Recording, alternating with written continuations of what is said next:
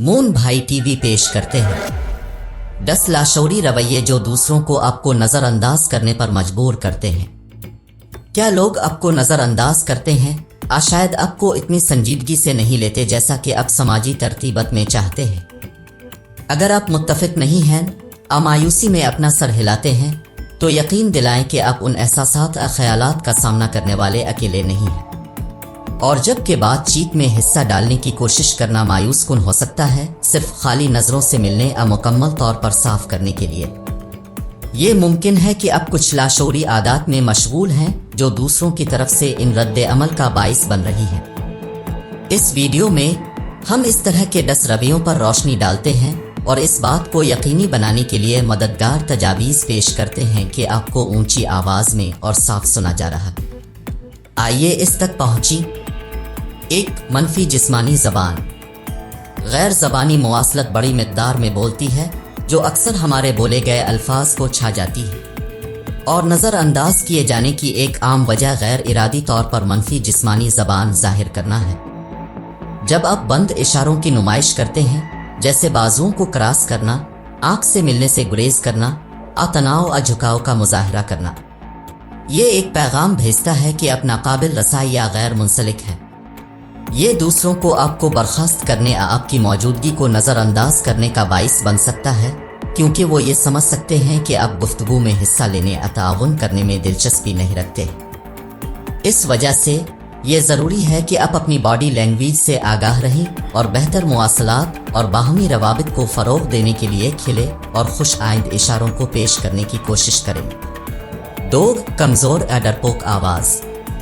जिस तरह से आप अपनी आवाज़ का इस्तेमाल करते हैं, चाहे वो लहजा, हज्म, वज़ाहत हो, नुमायां तौर पर असरअंदाज हो सकता है कि जब आप बोलते हैं तो दूसरे कितना ध्यान देते हैं। ऐसी आवाज़ जो बहुत नरम, हिचकिचाहट या समझने में मुश्किल हो, एतमाद या इख्तियार की कमी का इशारा दे सकती है और ये दूसरों को आपकी बातों को नज़रअंदाज करने पर उकसा सकती है। अपनी आवाज़ की तरसील को बेहतर बनाने के लिए भरपूर मुस्तहकम लहजे के साथ बोलने की मशक करें और अल्फाज को ज़्यादा वाज़े तौर पर तलफ़्फ़ुज़ करें, चाहिए पहले गैर फितरी महसूस हो। आपके हज्म को थोड़ा सा बढ़ाने से भी मदद मिल सकती है। बस याद रखें कि चीख व पुकार का सहारा ना लें। एक अच्छी तरह से मॉड्यूल करदा आवाज़ का मकसद जो दबंग हुए बगैर तवज्जो का हुक्म देती है। एक मजबूत, ज़्यादा मुस्तनद आवाज़ को फ़रोग़ देने से आप अपने पैगाम में ज़्यादा एतमाद और यकीन का इजहार कर सकते हैं, जिससे दूसरों के सुनने और संजीदगी से लेने के इम्कानात बढ़ जाते हैं। 3. फुलर अल्फाज का कसरत से इस्तेमाल करना। फुलर अल्फाज जैसे जैसे हम और आप जानते हैं का कसरत से इस्तेमाल ये तासुर दे सकता है कि आप में एतमाद की कमी है या आप जो कह रहे हैं इस पर ज़्यादा गौर नहीं किया।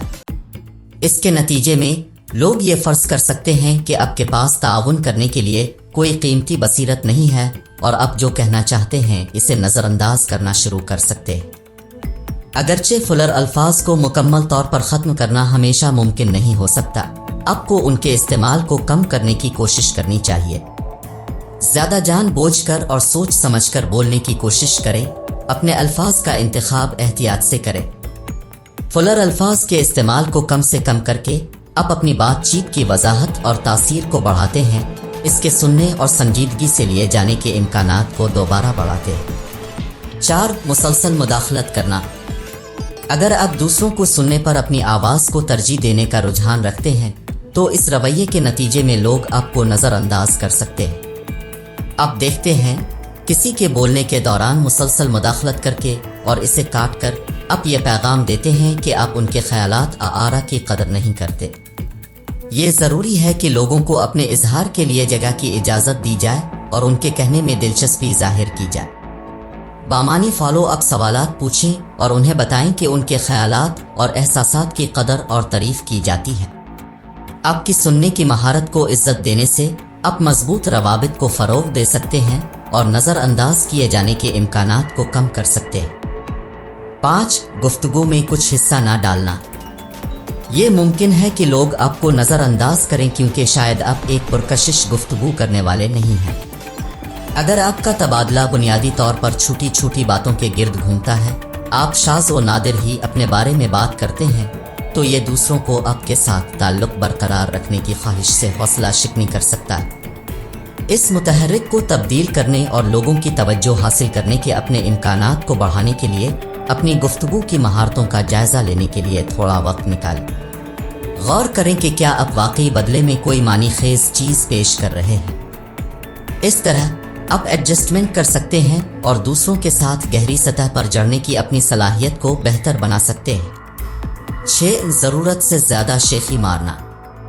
اپنی کامیابیوں پر فخر کا احساس محسوس کرنا اور دوسروں کے ساتھ ان کا اشتراک کرنے کی خواہش کرنا فطری ہے۔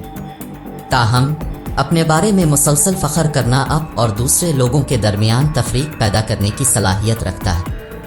لہذا صرف اپنے آپ پر توجہ مرکوز کرنے کے بجائے اپنے ارد گرد کے لوگوں کی زندگیوں میں فعال طور پر سرمایہ کاری کرنے پر غور کریں۔ ان کے تجربات کے بارے میں پوچھیں اور مخلص تجسس دکھائیں۔ یہ نقطہ نظر کھلے پن اور قبولیت کا ماحول پیدا کرتا ہے جس سے گہری مصروفیت اور زیادہ بامانی گفتگو ہوتی ہے۔ 7. ہمیشہ شکایت کرنا۔ اگرچہ یہ بات سمجھ میں آتی ہے کہ تھوڑی دیر میں ہر بار باہر نکلنے کے لیے ایک آؤٹ لیٹ کی ضرورت پڑتی ہے، لیکن شکایت کرنے کی عادت دوسروں کو روک سکتی ہے۔ منفیت کا ایک متعدی اثر ہوتا ہے۔ اس میں شامل ہر فرد کے لیے ایک ناخوشگوار تجربہ ہوتا ہے۔ اس کو روکنے کے لیے اپنی توجہ مثبت کی طرف موڑنے کی کوشش کریں۔ امید پرستی اور مثبت توانائی پھیلانا مقناطیسی ہو سکتا ہے اور دوسروں کو اپنی طرف راغب کر سکتا ہے۔ مثبتیت کو اپنانے سے آپ اس بات کا یقین کر سکتے ہیں کہ دوسروں کے آپ کو نظر انداز کرنے کا امکان کم ہوگا۔ 8. بہت زیادہ معافی مانگنا۔ بہت کثرت سے معافی مانگنا، خاص طور پر معمولی وجوہات کی بنا پر، یہ پیغام بھیجتا ہے کہ آپ میں اعتماد کی کمی ہے اور آپ سننے کے لائق نہیں ہیں۔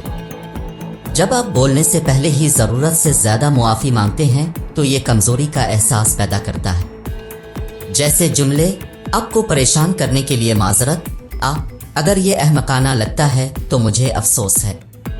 دوسروں کو شرط لگائیں کہ وہ آپ کو شروع سے ہی بہتر بنائیں۔ اگر آپ دوسروں کی طرف سے سننے کے امکانات کو بڑھانا چاہتے ہیں تو اعتماد اور یقین کے ساتھ اپنے خیالات کا اظہار کرنے پر توجہ دیں اور ان حالات کے لیے معافی مانگیں جہاں آپ نے واقعی غلطی کی ہو۔ 9. ضرورت سے زیادہ تنقیدی ہونا۔ یہ قابل ستائش ہے کہ آپ حقیقی طور پر دوسروں کی بھلائی کا خیال رکھتے ہیں اور ان کے لیے بہترین چاہتے ہیں۔ تاہم یہ ذہنیت بعض اوقات ضرورت سے زیادہ تنقید کا باعث بن سکتی ہے، خاص طور پر اگر آپ صرف ان کی غلطیوں پر توجہ مرکوز کریں۔ دوسروں پر مسلسل تنقید کرنے سے لوگ آپ کو کسی ایسے شخص کے طور پر سمجھنے لگتے ہیں جو صرف غلطی تلاش کرنا جانتا ہے، جس کے نتیجے میں انہیں آپ کو نظر انداز کرنا پڑ سکتا ہے، چاہے آپ کے ارادے اچھے ہوں۔ یقیناً میں یہ تجویز نہیں کر رہا ہوں کہ آپ لوگوں کو ان کی غلطیوں سے سیکھنے دیتے وقت رائے دینے سے گریز کریں۔ تعمیری تنقید ذاتی ترقی کے لیے ضروری ہے، لیکن حوصلہ افزائی کے الفاظ شامل کرنا اور تعریفیں دینا آپ کی تنقید کے اثرات کو کم کرنے میں مدد کر سکتا ہے۔ تنقید اور حمایت کے درمیان توازن تلاش کرنا صحت مند اور زیادہ قابل قبول مواصلت قائم کر سکتا ہے۔ 10. آسانی سے مشغول ہونا۔ جب آپ سوشل میڈیا کے ذریعے سکرول کرنے یا پیغامات کا جواب دینے میں زیادہ وقت گزارتے ہیں تو آپ گفتگو میں فعال طور پر حصہ لینے کے بجائے یہ اشارہ کرتا ہے کہ آپ مکمل طور پر موجود نہیں ہیں۔ یہ سلوک دوسرے شخص کو محسوس کر سکتا ہے کہ اس کی موجودگی یا الفاظ اہم نہیں ہے۔ آسانی سے مشغول ہونا بھی مؤثر مواصلت میں رکاوٹ بن سکتا ہے اور غلط فہمیوں اور غلط تشریحات کا باعث بن سکتا ہے، جس کی وجہ سے لوگ آپ کو مزید نظر انداز کر سکتے ہیں۔ اگر آپ مزید مشغول ہونا چاہتے ہیں اور یہ ظاہر کرنا چاہتے ہیں کہ آپ گفتگو کو اہمیت دیتے ہیں تو دوسرے شخص کو اپنی غیر منقسم توجہ دیں۔ یہ دونوں فریقوں کے لیے زیادہ بامانی گفتگو کی اجازت دیتا ہے۔ آخر میں لاشعوری طرز عمل سے آگاہ ہونا ضروری ہے جو سماجی حالات میں نادانستہ طور پر لوگوں کو دور کر سکتے ہیں۔ ان عادات کو پہچان کر آپ مزید مشغول اور توجہ دینے کے لیے شعوری کوشش کر سکتے ہیں تاکہ آپ مضبوط روابط کو فروغ دے سکیں اور دوسروں کے ساتھ اپنی بات چیت میں مثبت اثر پیدا کر سکیں۔